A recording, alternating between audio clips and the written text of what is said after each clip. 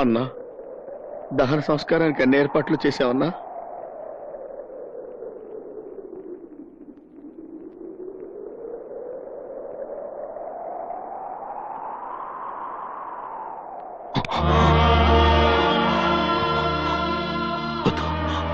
నా భారతి కళ్ళు పోయేద్దు.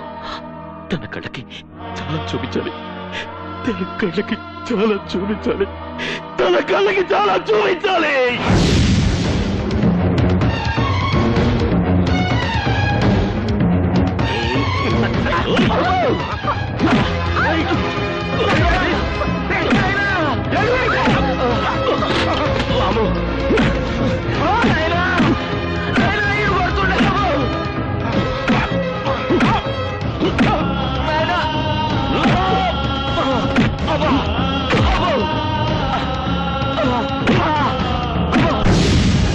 Okay, evening కలుద్దాం. నేనే వచ్చేస్తాను అక్కడికి.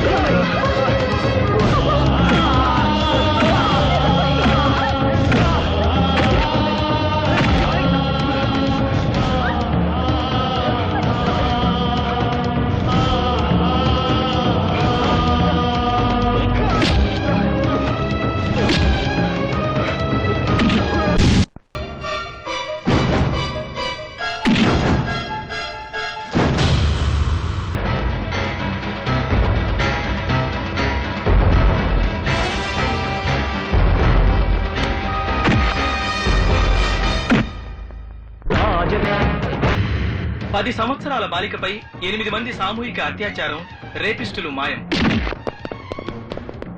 ఆఫీసుల్లో ఆడవాళ్లపై అత్యాచారాలు చేస్తున్న 18 మంది మగబాసులు పలుచోట్ల కిడ్నాప్లకు గురయ్యారు. విద్యార్థులను ర్యాగింగ్ చేస్తున్న 26 మంది విద్యార్థులు అదృశ్యమయ్యారు. ఉద్యోగాల పేరుతో వ్యభిచారంలోకి దింపుతున్న స్త్రీలు అదృశ్యం. పలు చోట్ల పేషెంట్స్ పై అత్యాచారం చేస్తున్న 5 డాక్టర్లు, దొంగ సర్టిఫికేట్స్ ఇస్తున్న 9 మంది డాక్టర్లు మాయం.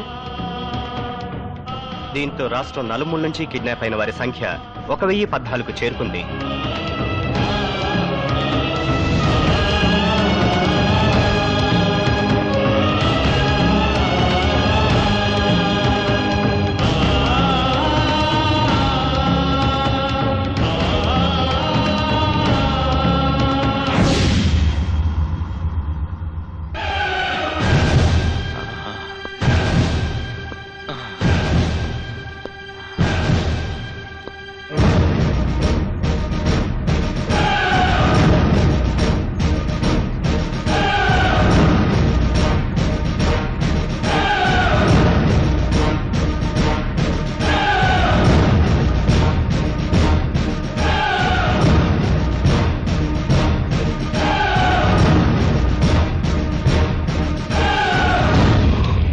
చూడు భారతి, బాగా చూడు. ఈ సమాజంలో ఆడదానికి అన్యాయం చేస్తున్న అందరినీ లాక్కొచ్చాను. ఆకు రౌడీల నుంచి అధికారుల వరకు అందరినీ మున్సిపాలిటీ వాళ్ళు కుక్కల్ని పట్టుకుని లాక్కొచ్చాను. చూడు భారతి, బాగా చూడు. చూడు భారతి. గాంధీ, ఇది చాలా అన్యాయం. నీ భార్య చనిపోవడానికి కారణం వాళ్ళ 5. నీకు మేమేం చేసామని మమ్మల్ని ఇక్కడ తీసుకొచ్చావు? చూసావా భారతి, చూసావా వీడెంత పిచ్చి ప్రశ్న వేశాడో? వాడేం చేయలేదంట. కొత్త అమాయకుడు. ఎంత అమాయకుడు అంటే వాడి దగ్గరికి ఒంట్లో బాగలేదని వచ్చే ఆడ పేషెంట్లకి మత్తు మందిచ్చి అనుభవించేంత అమాయకుడు. పాపం, ఈ డాక్టర్లు కూడా అమాయకులే. 4 ఏళ్ల పిల్లని రేప్ చేసినా వీళ్ళకి తప్పు అనిపించదు, జాలనిపించదు. పైగా రేప్ చేసిన వాళ్ళకి మగతనం లేదని దొంగ సర్టిఫికెట్లు ఇస్తారు, డబ్బులు తీసుకుని. చూడు భారతి, చూడు. వీళ్ళందరూ పేరు మోసిన న్యాయబద్ధులు. ఇప్పటికి వీడు 68 వరకట్నపు చావుల్ని బాధించాడు. ప్రతి కేసులోనూ భార్య గ్యాస్ లీక్ అయి చచ్చిపోయిందని, స్టవ్ పేలి కాలిపోయిందని ప్రూవ్ చేశాడే తప్ప భర్తలు కాల్చి చంపారని ఎప్పుడూ ప్రూవ్ చేయలేదు. అంత గొప్ప లాయరు వీడున్నాడే. వీడు 25 రేప్ కేసులు వాదించాడు. రేప్ చేసిన ఎవరికీ శిక్ష పడకుండా చేశాడు. అన్యాయం అంటూ ఏడ్చిన ఆడబడని గుచ్చి గుచ్చి ప్రశ్నలేసి మరింత రేప్ చేశాడు. వీళ్ళు మహా గొప్ప లాయర్లు. రక్షించాల్సిన వాళ్ళని శిక్షిస్తారు, శిక్షించాల్సిన వాళ్ళని రక్షిస్తారు. కోర్టులో న్యాయదేవత మట్టి బొమ్మ అయిపోయింది కాబట్టి వదిలేశారు. లేకపోతే ఆమె కంటి మీద గుడ్డని కూడా మిగిల్చేవాళ్ళు కారు. అంత గొప్ప లాయర్లు.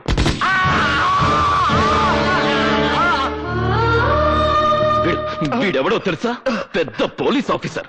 వీడికి 25,000 కమిషన్ పడేస్తే చాలు వేసేల్ని పతివ్రతల్ని, పతివ్రతలని వేసేల్ని చేసేస్తాడు.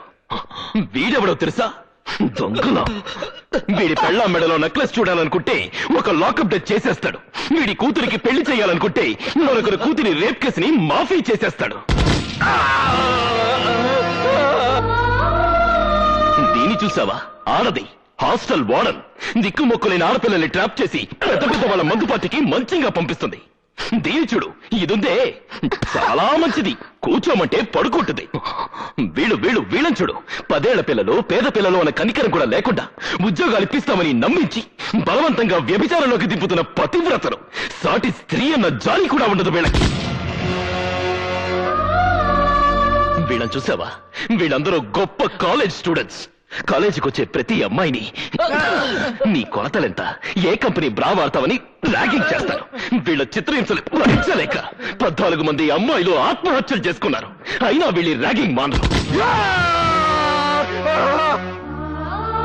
వీళ్ళున్నారే, కట్నం కోసం పెళ్లాల రక్తాలు తాగే పిశాచాలు.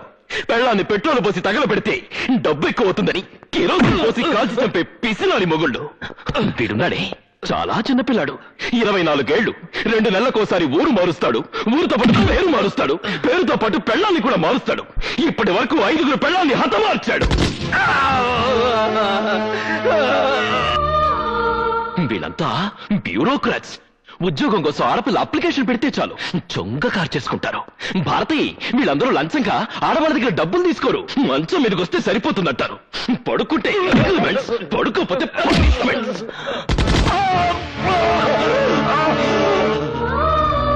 వాళ్ళందరూ సరే, మేమేం తప్పు చేసామని మమ్మల్ని ఇక్కడ తీసుకొచ్చావు? ఏమీ చెయ్యలేదు, ఏమీ చెయ్యలేవు కూడా. ఎరా, నీ పెళ్ళాన్ని తీసుకుని సినిమాకి వెళ్ళొస్తుంటే దానిలో 2 రౌడీలు అటాక్ చేస్తే ఏం చేసావురా? పిరికితనంతో పెళ్ళాన్ని వదిలేసి పారిపోయావు. తర్వాత శీలం పోయిందని వదిలేశావు. ఎరా, నీ కూతుర్నెవరో రేప్ చేస్తే వెళ్ళి రిపోర్ట్ చేయడానికి కూడా నీకు దమ్ము లేదురా? దాని నోరు మూసేసి ఇంట్లో పెట్టుకుంటావా? నువ్వేంట్రా, నీ చెల్లెల్ని ఎవడో కాలేజీలో అల్లరి చేస్తున్నాడని ఆ అమ్మాయి ఏడుస్తూ వచ్చి చెప్తే వెళ్ళి 4 పీకులు పీక ఆ అమ్మాయిని కాలేజ్ మాన్పిస్తావా? రై, అందుకేనా మీ అక్కయ్యలకి, చెల్లెళ్ళకి అన్యాయాలు జరుగుతున్నా నోరు విప్పలేని మీలాంటి నపుంసకులు కూడా ఈ సమాజంలో ఉండడానికి వీల్లేదురా. చూడు భారతి, చూడు, వీడు వీడు వీడు వీడు వీళ్ళందరూ పాలిచ్చి పెంచిన ఆడదాన్ని పాలిస్తూ అవకాశం దొరికిన ప్రతి ఆడదాన్ని వశం చేసుకుని శవాన్ని చేస్తున్నారు. అందుకే వీళ్ళందరూ నీ కళ్ళ ముందే శవాలైపోతారు. ఏందా ఇది? మా అందరు పురాణాలు చదువుతున్నావు. నువ్వేమైనా పెద్ద నీచమంతుడువా? మాలాగే నీచంగా దౌర్జన్యంగా నువ్వు బతకలేదా? డబ్బు కోసం మాలాగా నువ్వు మాత్రం కక్కుతు పడలేదా? మాకెంత చరిత్ర ఉందో నీకు అంతే చరిత్ర ఉంది. అందుకే మీతో పాటు నేను చేస్తాను. నిన్నటిదాకా మానవత్వం లేకుండా బ్రతికాను. ఇవాళ మానవ పంపున మిమ్మల్ని చంపి నేను చేస్తాను. చూడండి రా, చూడండి.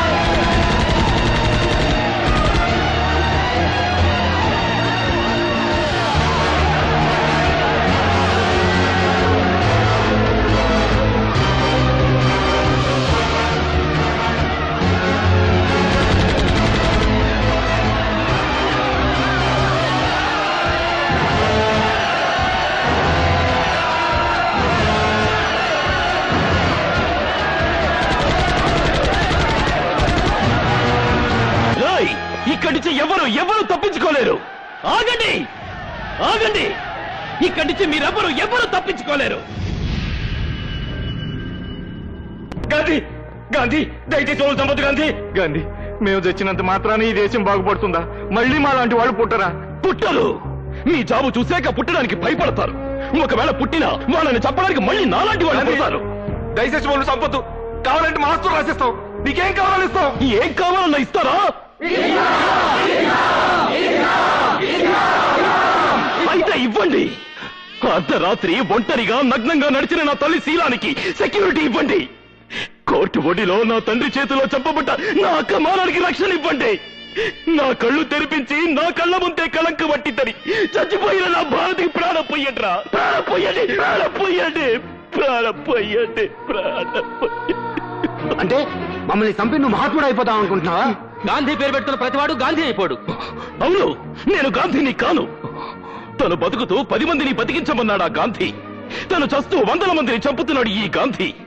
ఒక చెంప మీద కొడితే మరొక చెంప చూపించమన్నాడు ఆ గాంధీ. చెంప మీద కొడితే వాడి చెంటాలు ఒలిచేయమన్నాడు ఈ గాంధీ. చెడు చూడొద్దు, చెడు వినొద్దు, చెడు మాట్లాడొద్దు అన్నాడు ఆ గాంధీ. చెడు సహించొద్దు, చెడు భరించొద్దు, చెడు మిగల్చొద్దు అన్నాడు ఈ గాంధీ. ఇంతమందిని చంపడం అన్యాయం కాదు, ఇదే న్యాయం. బతికున్న గాంధీని రక్షించుకోలేని ఈ జాతి ఆయన చనిపోయాక వీధికొక విగ్రహాన్ని పెట్టింది. చివరికి దాన్ని కూడా రక్షించుకోలేక విగ్రహానికో 2 పోలీసుల్ని ప్రొటెక్షన్ గా పెట్టాల్సిన కర్మ పట్టింది. అందుకే ఇప్పుడున్న ఈ దేశానికి అలాంటి మహాత్ముడు కాదు కావాల్సింది, అలాంటి పాపాత్ముడు. మన దేశానికి కావాల్సింది స్వాతంత్రం కాదురా, భయం. పైనెక్కడో కైలాసంలో త్రిశూలం పట్టుకుని శివుడు కూర్చున్నాడు అంటే మీరు భయపడరు. పాల సముద్రంలో సుదర్శన చక్రం పట్టుకుని విష్ణుమూర్తి పడుకున్నాడు అంటే మీరు పట్టించుకోరు. ఆ దేవుళ్ళు పైన కాదురా, మీ పక్కనే AK-47 పట్టుకుని తిరుగుతున్నారు అంటే మీకు బ్రతుకు మీద భయం పుడుతుంది, ప్రాణం మీద తీపి పుడుతుంది. ఇన్నాళ్ళు చనిపోయిన వాళ్ళకి బ్రతికున్న వాళ్ళు తలకొరివి పెట్టారు. కానీ ఇవాళ బ్రతికున్న మీ అందరికీ చనిపోయిన నా భారత్ తలకొరివి పెడుతుంది. ఇదిగో భారతి, వీళ్ళందరినీ నీ చేతులతో కసితీరా చంపు. తెగిపడ్డ వీళ్ళందరి తలకాయలు మొండాలు చూసి ఇలాంటి వాళ్ళు భయంతో వణికి చాలాలి. ఆడవాళ్ళందరూ నిర్భయంగా తిరగాలి. ఇదిగో చంపు, చంపు భారతి.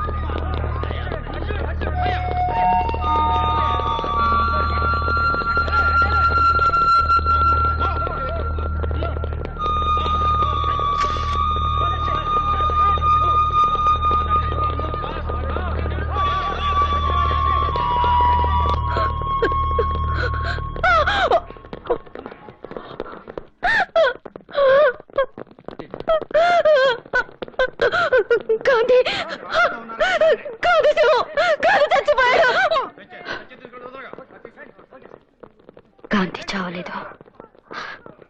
గాంధీకి చావలేదు. గాంధీ చచ్చిపోయాడంటే స్త్రీకి మళ్ళీ అన్యాయం జరుగుతుంది. గాంధీ బ్రతికే ఉన్నాడు, బ్రతికే ఉండాలి.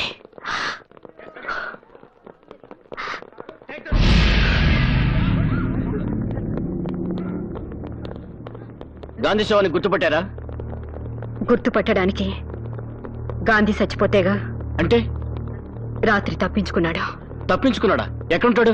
ఎక్కడ అన్యాయం జరిగితే అక్కడ.